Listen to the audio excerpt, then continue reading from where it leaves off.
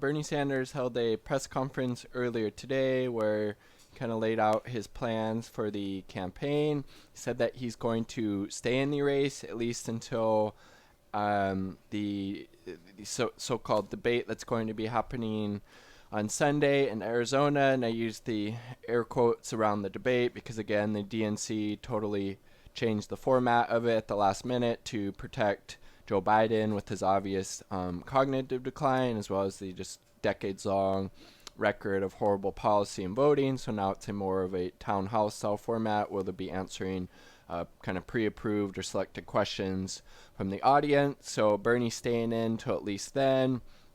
And during this conference, Bernie was kind of hitting back at Biden on healthcare, saying, Joe, why are you okay with 500,000 people going bankrupt each year? Joe, what are you going to say to the 10 million people that are left uninsured under your healthcare plan?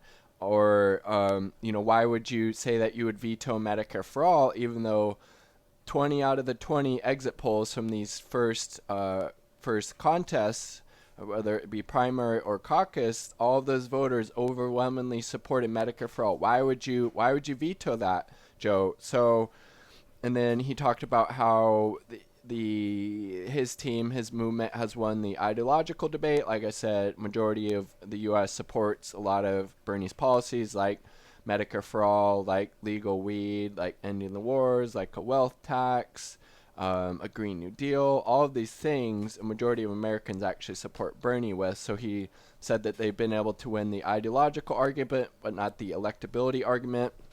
And so, yes, I definitely think that's true because the exit polls have shown that, at least in the last two Super Tuesday contests, that the candidate who voters think currently can defeat Donald Trump and is Joe Biden. Obviously, that's hugely misinformed. Joe Biden would absolutely get crushed by Donald Trump. And for things like, his vote for NAFTA, which led to the outsourcing of a million plus jobs, a good chunk of them high paying manufacturing jobs that were outsourced because of Joe Biden's support for NAFTA, the hugely disastrous Iraq war that cost trillions of dollars. I believe it was 500,000 Iraqi civilians and was it 5 or 10,000 maybe more U.S. soldiers also died.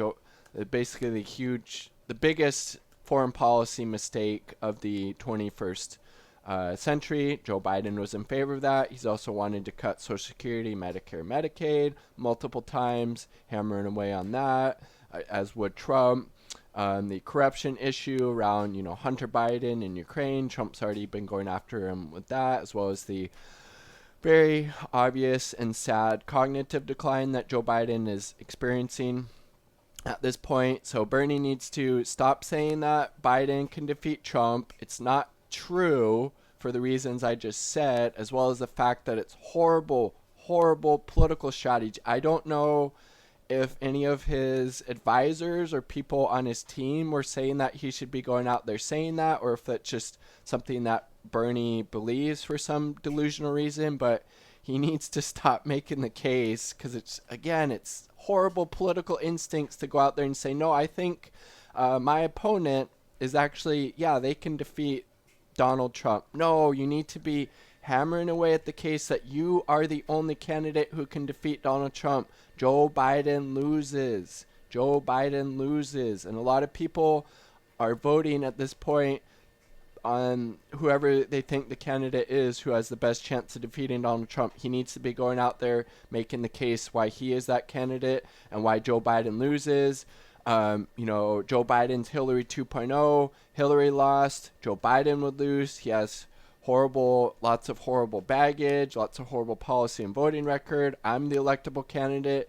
I'm the moderate. I'm the centrist. I support all of these positions that a majority of voters in the U.S. support. I will try to make those become a reality. I want people to have health care. Joe Biden doesn't. He's the radical. He's the extremist.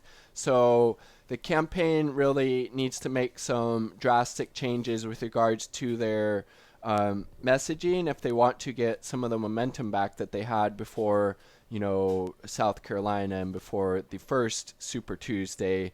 Because you don't want to be going out there again saying that Joe Biden's your friend, that you think you can beat Donald Trump. You need to be making the case to the voters that you are in fact the only one who can defeat Donald Trump. Joe Biden loses, and again, hammer away on the electability issue, like I just said, as well as the fact that Bernie is the moderate, he's the centrist, Joe Biden's the radical, he's the extremist, he's the one who is okay with people dying because they don't have health care, he's okay with them going bankrupt, he's okay with our planet being just further decimated by climate change and all of these other issues. He doesn't support legalizing marijuana even though a vast majority support it, and all of these other things. Bernie needs to be making the case. He is the electable candidate. Stop saying Joe Biden could get elected. So I'm glad that Bernie is staying in. He needs to, at this debate, really hammer away in the electability issue. Like he was pointing out, his team and the Not Me Us movement has won the ideological battle. A majority of Americans support Bernie's policy platform. We need to convince the moderates, the more conservative Democratic voters who are most concerned about defeating Donald Trump. That's one of their top concerns, that Bernie Sanders is the only candidate to do that. Joe Biden loses. Joe Biden's Hillary 2.0. Hillary lost. Biden would lose. Hammer away at those. I really hope he does at this debate.